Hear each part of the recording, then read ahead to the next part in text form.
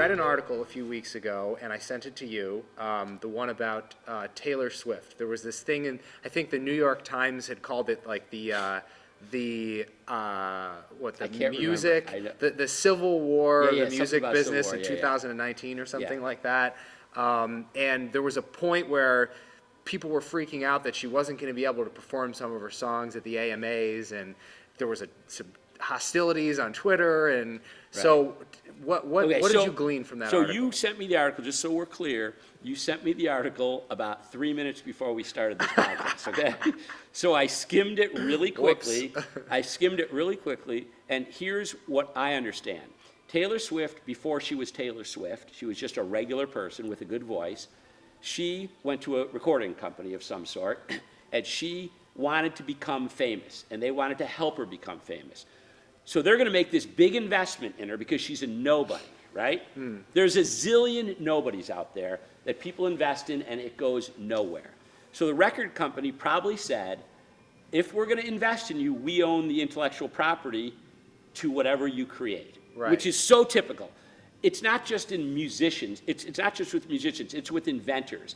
This happens with inventors all the time. I'm going to fund you, and there's a very slim chance I'm going to make any money from you.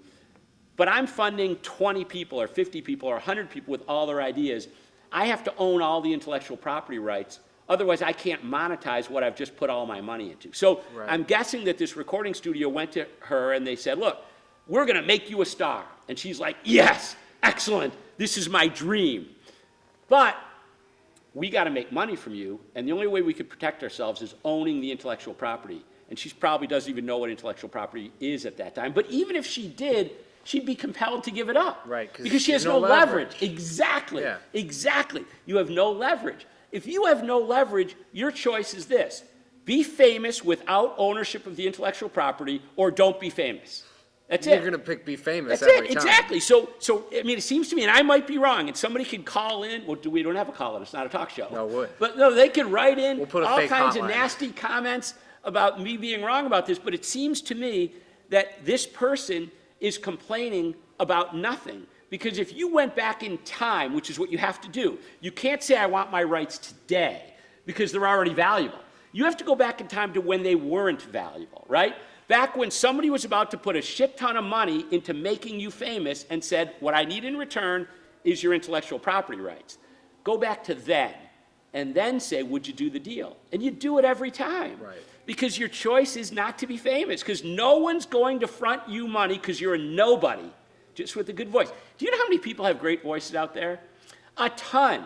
One of my things I do with my kids all the time is, one of my daughters, she uses TikTok, right? And TikTok has all kinds of funny stuff on it, and it has a bunch of singers on it, right?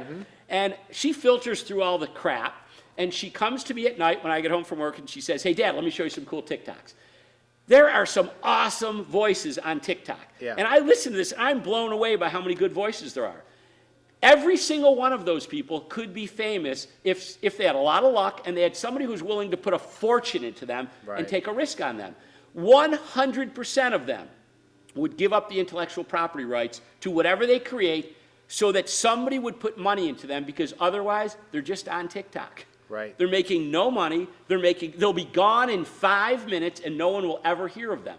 So when I hear about musicians complaining about the fact that they've lost their intellectual property rights from before they were famous, I ask myself, I'd like to ask them, would you do the deal again?